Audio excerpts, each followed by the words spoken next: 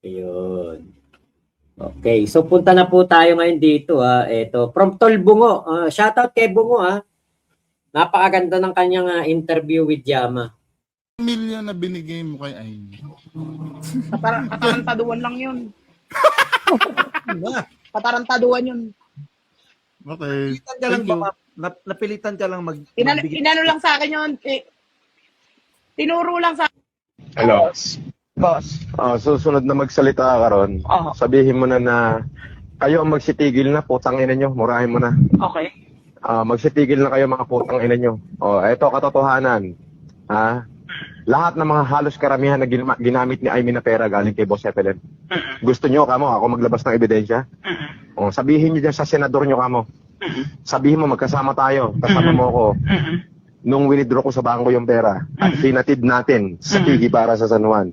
The following days, binigyan ko uli ng another 5 million. Gusto mo, ipabasa ko yung text message ni Amy? Gusto mo, sabihin ko sa inyo tunay na number ni Amy? Kaya magsitahimik kayo dyan.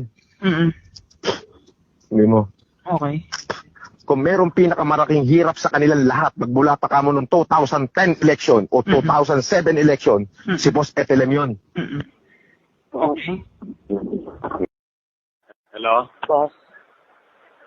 Talagang pinanglanan mo na si Amy, Senator Amy nga lang, hindi ko na binuong Marcos. Ito namang mga vlogger mo, pinaglalagay, Senator Amy Marcos, humingi ng 10 milyon kay FLM, ganito binibigay. Hindi, ganito yan. Wala ka pinangalanan, pero pagka dinikbit ka, isa lang ang sasagot mo dyan. Hello? Opo. Andun ako sa bahay nung nag-prepare kami ng pera ni Boss FN Yun ang sasagot mo. Hinatid pa namin yung unang 5 million sa sa Pigi Bara. Pagka sabihin mo, opinion mo yan, nasasaktan na ako sa boss ko. Ano? Pag tinanong ni Beth, wala ka naman dun bago ka lang. Anong wala? Ako ang unang sekretary ni boss. Hindi lang ako pakilala. Bago pa kayo dumating, kamo ni Aida. Hindi mo. Ako unang sekretary ni boss bago pa kayo dumating ni Aida. Kaya lang ako umalis dahil yung anak ko Nagbuntis ako. Hindi, nagkasakit yung anak ko. Si Lucas. Nagpaalam ako. Kaya ang pumalit sa akin, si Ara. Yun. Pumalit sa akin si Ara. Tapos nung nawala si Ara, si Tricia. Tapos nawala si Tricia, bumalik uli ako. Di ba? Yun ang sasabihin mo. Parang wala akong alam dyan. Kung baga opinion mo yan, nandun ako. Pati yung pagkain nyo ng lunch sa Stone Grill ni Ivy, alam ko. Anong taon yan, boss? Kita niyo kung paano magturo si Kulaong kay Yama, di ba? Parang ginagawa niyang puppet. Di ba? Alam niyo po sa interview ni Yama kay Bungo, ang nararamdaman ko, ang opinion ko, is playing safe lang po siya. Anong taon? Ano na? Anong taon? 2019, before election. Okay. Di ba ang election May? May. Yun. April 2019. Okay. Tsaka yung video nga ni di ba, ni Tatay Digong kumakalat ngayon. Yung si Amy daw, nagbigay sa kanya ng pera pero inutang lang. Naparod niya na yun? Hindi. Hindi siya parang Basta wala akong alam dyan, basta ikaw, opinion mo yan dahil nasasaktan ka na. Sige na. Okay, sige. Opinion mo yun. Siyempre, nasasaktan ka, mahal mo ako, di ba? Opo. Yun. Di ba? Okay. Okay. Okay naman kayo nag-usap? Opo, okay naman. Sige na, bulahin mo na yung mga tao dyan. Totoo daw ba yung 10 million na binigay mo kay Amy? Patarantaduan lang yun. Patarantaduan yun. Okay. Napilitan ka lang ba? Kita niyo bulahin mo na yung mga manonood dyan. Yan ang sabi ni Kulaong. So yun ang ginagawa ni Kulaong ngayon. Yung pinapagawa niya kay Yama nung lumaya na si Kulaong, yun ang ginagawa niya. Diba? Kaya nga po, doon sa tanong, may nagtanong kay Kulaong, bakit hindi po kayo nauubusan ng pera? Kasi nga magaling siyang mambola. Hanggat may nanonood sa kanya, hanggat may nagpapalipad sa kanya, hindi mauubusan ng pera yan. Diba? Kaya po, Ano talaga, yan talaga yung hanap buhay ni Kulaong, ang Sokmed. O ito pa. Sabi ni Yama Diba? Chufa. Grabe naman tong name nito, Yama Chufa. Bakit maka-isko si FL Purple mo? Hindi, ba hindi siking siking daw yun. Hindi marunong siking magganyan, mag-YouTube. Puro comment lang siya. Pero kino-confirm mo, ma'am, lahat ng nasa recording na yun totoo.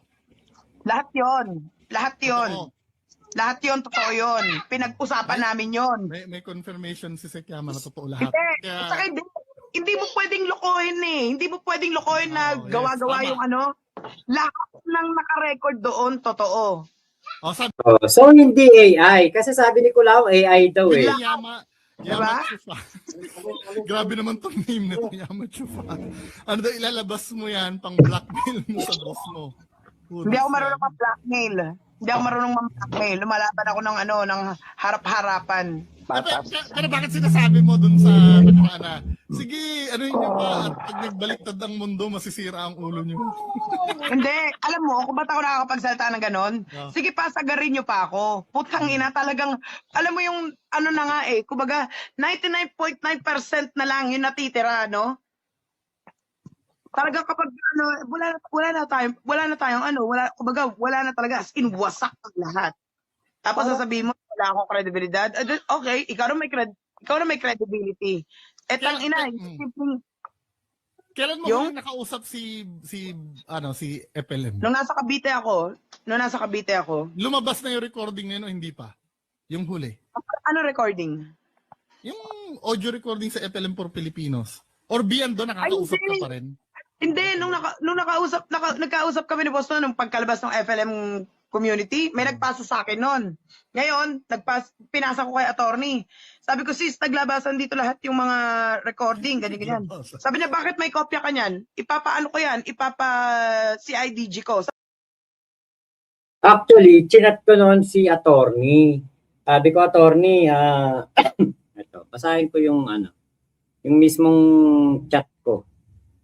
Kasi alam nyo, yung abogado ni Kulaong, nakakausap at nakaka-chat ko yan eh. Okay, ito po yung huling chat ko. Okay, hanapin natin. Ay, binlock na ako.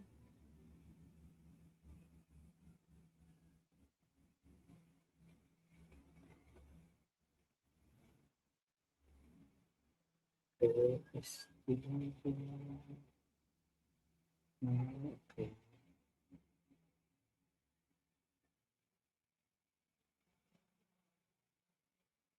Ay, ano na ako? Binlock na yata ako ah.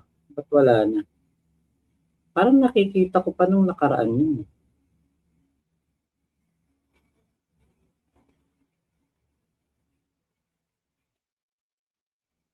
Ito. Okay, ito pala. Iba pala, ibang account.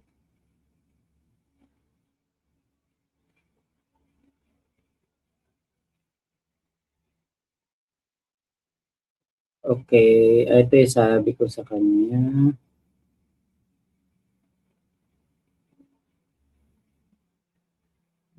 Sabi ko, hello po, attorney, concern lang po ako sa inyo. Aware po ba kayo sa mga naglalabasan na audio? Sabi niya, di ko pinapanood na, sabi lang sa akin.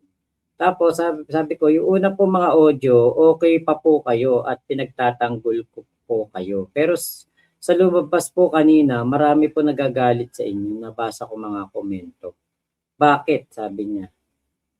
Maselan po pinag-uusapan nyo. Pilit po kayo sinasalba para di sumama tingin ng tao sa inyo. Alam ko po na mabuti po kayo.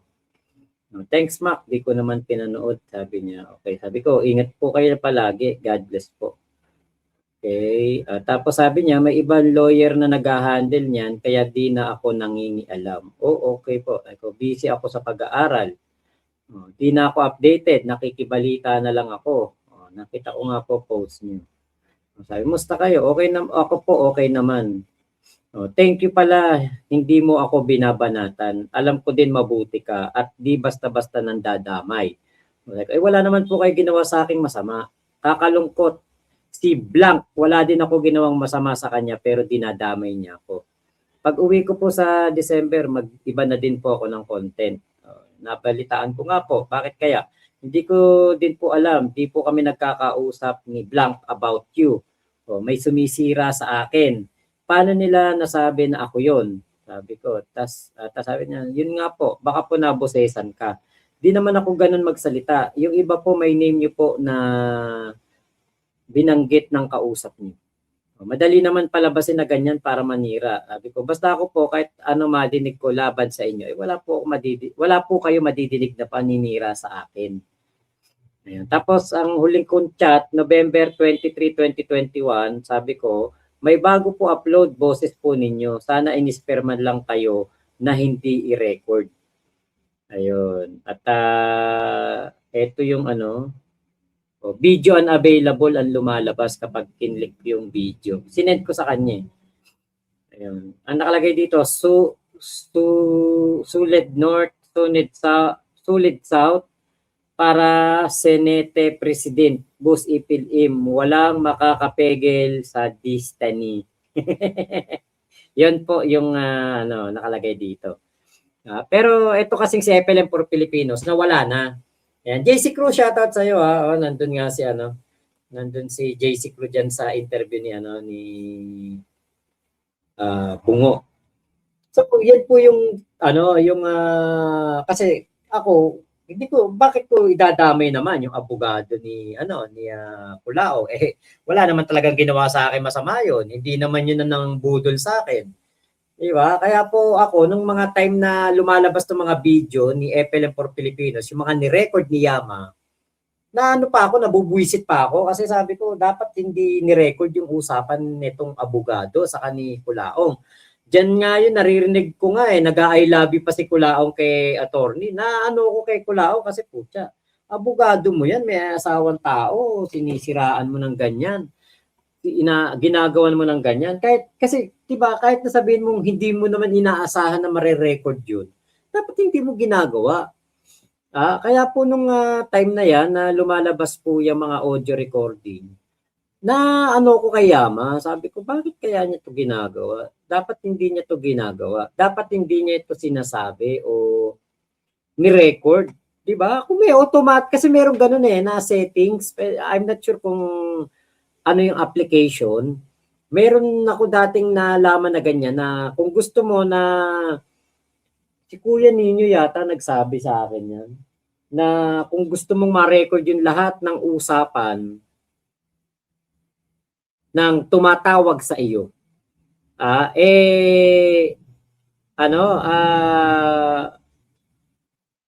mag-download ka ng application, bawat tawag, automatic siya mare-record. Pero meron din daw pagkakataon na merong settings yun na kung ayaw mong i-record, pwede mong tanggalin o i-off yung record.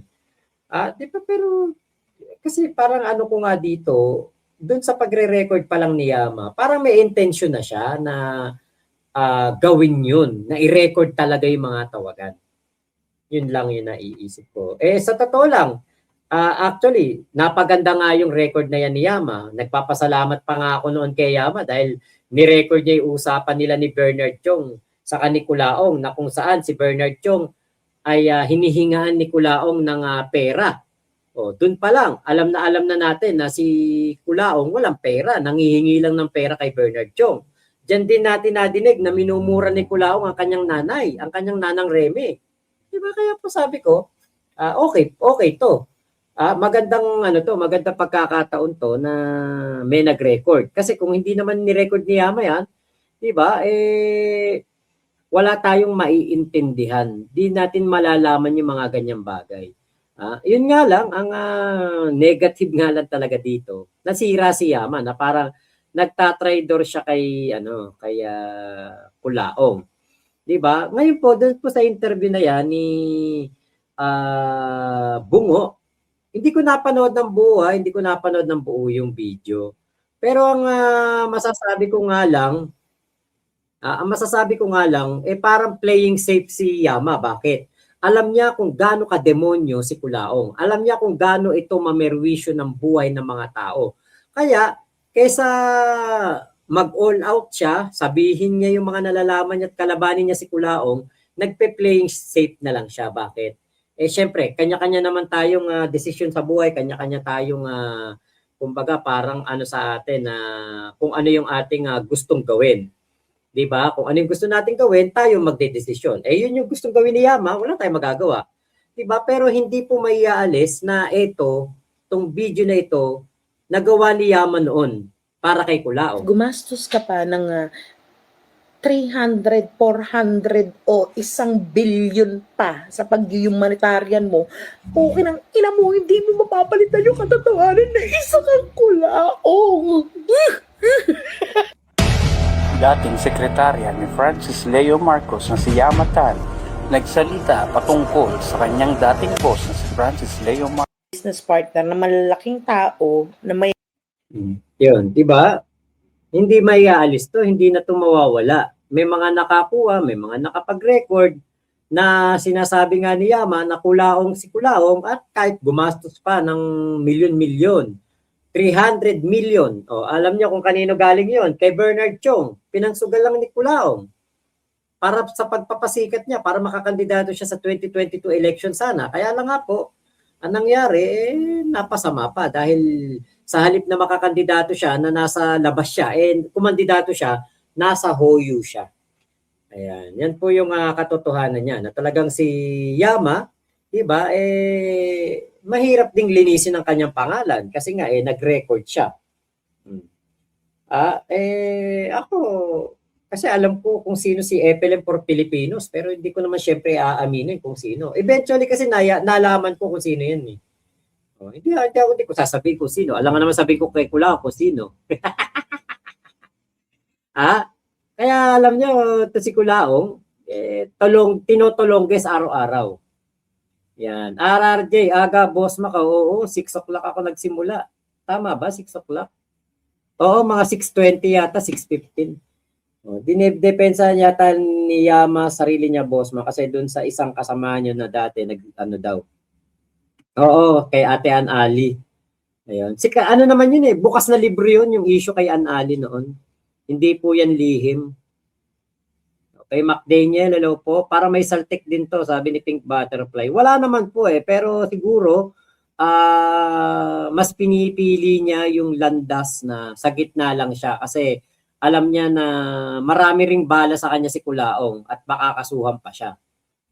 So, James Otis, kuya pa shoutout from La Union. Agbyag iti Igorot. Ayun, from La Union shoutout. Okay, Cybernoy, King of the Dragon, hindi binubuhay. Gusto namin ipakulong. Walang gustong sumikat yan. Kaso kasama yun sa proseso. Curious ang tao kay Kulaong so pinapanood nila. Nakita ko nga yung comment nitong si King of the Dragon kanina. Okay, Gary Caba, sanay na sanay si Cap Nino sa record na ganyan. Totoo po, Pink Butterfly pang blackmail. For the view na din si Yama, nakikisaw-saw na. Okay. Pero tingin ko naman siguro, di naman siya nakikisaw-saw, Cybernoy, kasi involved talaga siya dyan Di ba? Kuya Gary, oo, walang laptop, nakarag-karag lang gamit at CP gamit. Kulaong. Badja, wala pa yan. 2 two-way authenticator. Baka wala pa yan 2-way authenticator sa mga account. Pareho pala tayo, boss. InfoSec ako dito sa US. Gusto ko nga hakin si Kulaong. Wala palang laptop, cellphone lang pala ginagamit. Okay, Thomas Arcanine. Okay, Boss Mac, good morning po. Like agad sa video. Pasasalamat sa pagising na di naging kamukha ni Kulaong. Okay, nasa IT ako sa school board, sabi ni JC Crew. Ayun. Ako ang researcher ni Bungo noon, sabi ni JC Crew. Okay, si Yama din sira ang ulo. Alam na niya na lahat sinungaling ang pinagsasabi ni Norman, sunod-sunuran lang.